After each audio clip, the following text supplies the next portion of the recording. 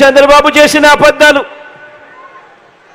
మోసాల పాలన చూసిన తర్వాత అందుకు భిన్నంగా 5 ఏళ్లుగా మన ప్రభుత్వం చేసిన మంచిని చూసిన తర్వాత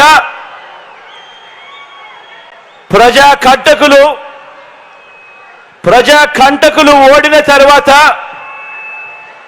ఒక నరకాసురుడు, ఒక రావణుడు, ఒక దుర్యోధనుడు మరోసారి పైకి లేచి తాను మళ్ళీ సింహాసనం ఎక్కుతాను అనంటే ప్రజలు ఎలా ఒప్పుకోరు, అలాగే నారావారి పాలన మళ్ళీ తీసుకువస్తామని ఎవరైనా అంటే ఒప్పుకోము అని చెప్పటానికి నంద్యాల నుంచి ఏలేరు వరకు, కుప్పం నుంచి ఇచ్చాపురం వరకు ప్రజలంతా కూడా సిద్ధంగా ఉన్నారు. ప్రజల రాజ్యాన్ని, ఇంటింటి అభివృద్ధిని, రైతు రాజ్యాన్ని, మహిళా పక్షపాత రాజ్యాన్ని, పిల్లల అభివృద్ధి రాజ్యాన్ని, అవ్వ తాతల సంక్షేమ రాజ్యాన్ని కూలగొడదామని 3 పార్టీలు కూటమిగా చూస్తా ఉన్నాయి. వీరికి తోడు పరోక్షంగా మరో జాతీయ పార్టీ కూడా వీరికి అదృశ్య హస్తంగా తోడుగా ఉంది. ఇటువైపున చూస్తే జగన్ ఒక్కడే ఒక్కడు, అటువైపున చూస్తే ఒక చంద్రబాబు, ఓ దత్తపుత్రుడు, వీరికి తోడు ఒక జాతీయ బీజేపీ అనే పార్టీ, పరోక్షంగా మరో కాంగ్రెస్ పార్టీ. వీరందరూ సరిపోరు అన్నట్టు ఓ ఈనాడు, ఓ ఆంధ్రజ్యోతి, ఓ టీవీ5 ఇంతమంది తోడేళ్లు ఏకమయ్యారు కేవలం ఒకే ఒక్క జగన్ను ఎదుర్కొనేదానికి, ఒకే ఒక్క మీ అన్నను, మీ బిడ్డను, మీ తమ్ముడిని ఎదుర్కొనేందుకు. వీరందరినీ కూడా అడ్డుకునేందుకు మీరంతా కూడా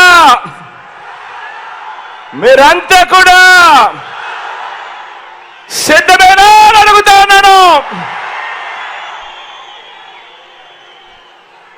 పేదవాడి భవిష్యత్తును వెలుగు నుంచి చీకటి వరకు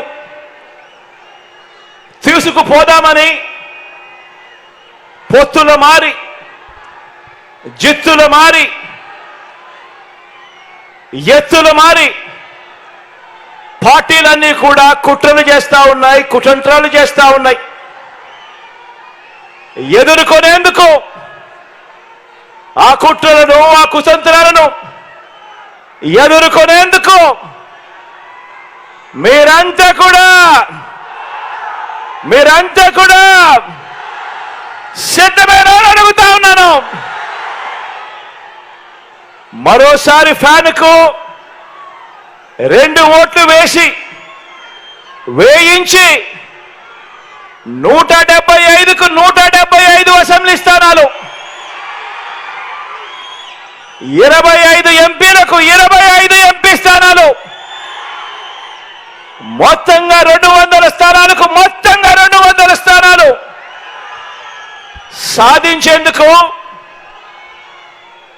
సాధించి డబుల్ సెంచరీ సర్కార్ను స్థాపించేందుకు మీరంతా కూడా